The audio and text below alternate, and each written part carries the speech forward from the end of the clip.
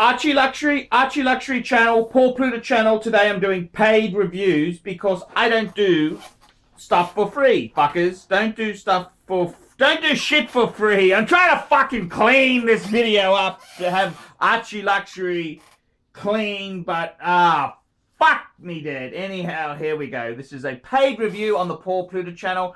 Remember, like, subscribe, and tell your fuckhead friends.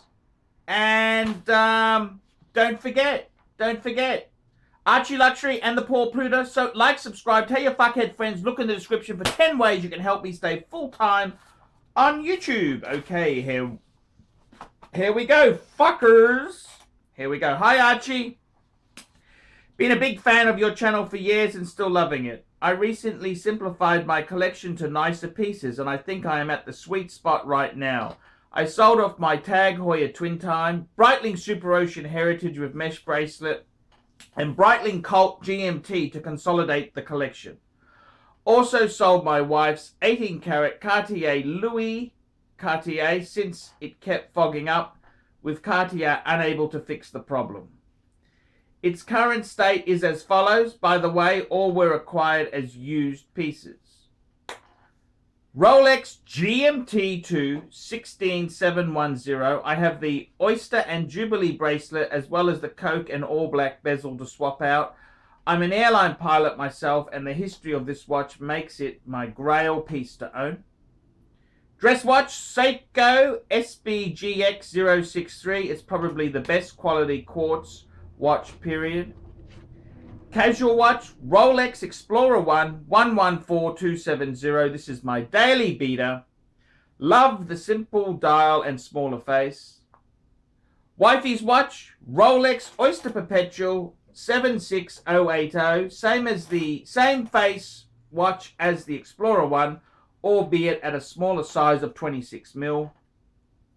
Vintage piece, Rolex Oyster Precision hand wind reference 6426. My father's old watch, upgraded with new crystal, crown and oyster bracelet, a keeper for sure.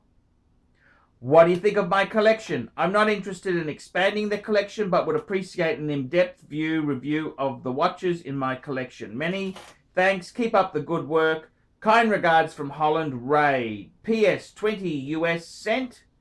Okay, very nice email here indeed. Okay, Ray, thank you so much for keeping me full-time on YouTube. Okay, let's have a look here. So it's interesting, you're a pilot. I was having a talk to a watch dealer friend of mine, and he was saying pilots are the nastiest, stingiest fuckers known to man, but we'll leave that alone. Okay, let's have a look here. So, okay, you simplified your collection. You got rid of the Tag Heuer Twin Time. Good idea. Breitling Super Ocean Heritage. I like the look of that, but you're right, it is a bit cheesy. Breitling Cult, no loss with that. That's a fucking, I hate the fucking Breitling Cult. Interesting what you say about the Cartier. Yes. I had a men's Cartier. It did the same fucking thing. It would fog up. And it's basically because it's not a waterproof case. And air comes in. Particularly, I live in Australia. And I gotta tell you, it really fucking pissed me off. The Cartiers of old are really... Cartiers of old are really different animals to the newer ones. And I gotta tell you, the vintage Cartier with the mechanical movement, that's really the one I like. The newer ones with their quartz movement, I had the watchmaker clean that. It just fogged up, and that always worries me. When you see fog, anything fogs up, you must take it into a watchmaker straight away because you don't want that water stuck. That's how you get fucking rust and corrosion in these fucking things. And I know exactly what you mean. For such an expensive watch, this is the 18K, not the gold plate musty Cartier. This is the fucking expense. They're real letdown at times. And I know exactly. And Rolex is the way to go because they're waterproof fuckers. So let's have a look here. I'm really pleased that you say to me, this is your collection. I just want a review and an opinion, because so many people, they have a collection, then they have penis envy. They want to get the Patek, they want to get a Basher, they want to get all these fucking expensive things. They can say, hey, stop. I don't need to fucking own everything.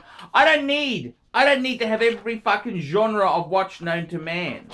And it's kind of nice to see someone who had some nice pieces. They've all got a story to tell, and that really does that's what I like. I really do enjoy that. Now let's have a look here. Let's have a look. So you have got the Rolex GMT2, the 16710, with both bracelets. That's a great watch. That's becoming so expensive. The GMTs are they're just, you got both bracelets. That's like yep, I agree. That is every bit a Grail watch. That is a Grail watch. They're expensive. Excuse me. Now you've got the Seiko as the dress watch. I have a problem owning Quartz. I really do have a problem with Quartz because it has no soul. I suppose the other argument is, does a Japanese watch really have soul anyhow? That's a fair point. Yeah, okay, yep. If you really like it, I mean, I've got a few good friends who love the Quartz Seiko. Donnie loves Quartz, the Seiko Grand Quartz. He loves that. You know, it's probably one of the best quartz known to man, but I can't do the quartz thing. That's what nearly killed. It's like Superman collecting kryptonite, okay? It's what nearly killed the fucking Swiss industry. So I have a big problem with it, but if you don't, that's okay. Casual watch, you've got the Rolex Explorer 1. Yes. That is I tell you, that is a fucking keeper. I really do love that watch. I think the Explorer 1 is such a cool thing. Only thing is, I'm surprised if you've got an Explorer 1, wouldn't you be in love with the Explorer 2? I don't know. That's why I have the Explorer 2. And I mean, in my life there, I really wanted I love the Explorer 2 so much because it's steel bezel, fixed bezel. The GMTs were dogs in the 90s. It was the other way around. Now the Explorer 2's become the dog of the sport. It's just fucking, fashion is fickle. People are fickle. I still love my Explorer 2. I love it. I think it's a great piece indeed there. I don't have a problem with it at all. So that's my view on that. Then you've got the wife has got, I think that's a great idea. I mean, fuck, I did the same thing, you know. I think, you know, you've got to really, if you want something that's going to be usable you don't want something that's going to fog up. That just means trouble. If it's not usable, what's the point in having it? The Ladies Oyster Perpetual you've gone with the Explorer dial. What a cool piece. You can't argue with that. It's same vintage as the 114270, the 76080. Yep, similar vintage. 26 mil. Ah, thank God! Thank God! Thank God you got a woman who wears the sensible one. I mean, so many women these days, they want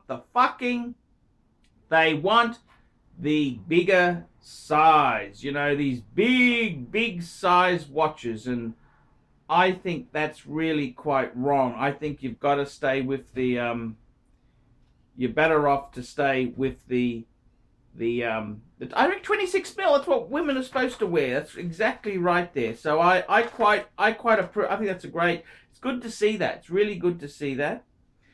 Then you've got your vintage piece is your dad's 6426. Yes. This was, that watch, it's a bit small by modern standards, but in the day, that was a great watch. That was Rolex was expensive. Credit cards, you didn't have credit cards. You didn't have a lot of this shit that you do these days. Consumer finance wasn't there. That was a pretty damn expensive piece. I mean, that's a great. I wish my ancestors had something fucking decent. I got a fucking a Sentinel. Fucking absolute piece of shit. That was my watch that I got from my ancestors. Absolute fucking shitter. And I gotta say, you know, you asked the question there, what do I think of your collection? I like it. I like it. I like it. I'm glad you've rationalized, and I'm really glad you're not saying, oh, I want to buy this. What should I get? You're kind of comfortable in your own skin. You've got a GMT, which I love. You've got the Seiko. Yep, that's a dress watch. Fine. You got a Explorer 1. See, Explorer 1 can be a dress watch as well. That's a super cool watch. Your wife's got a matching one. Cool. And you got a vintage one from your father. I mean, phew, how can you go wrong with that there indeed? So I quite enjoy the collection. I think that's really cool. I think it's a good collection. And I'm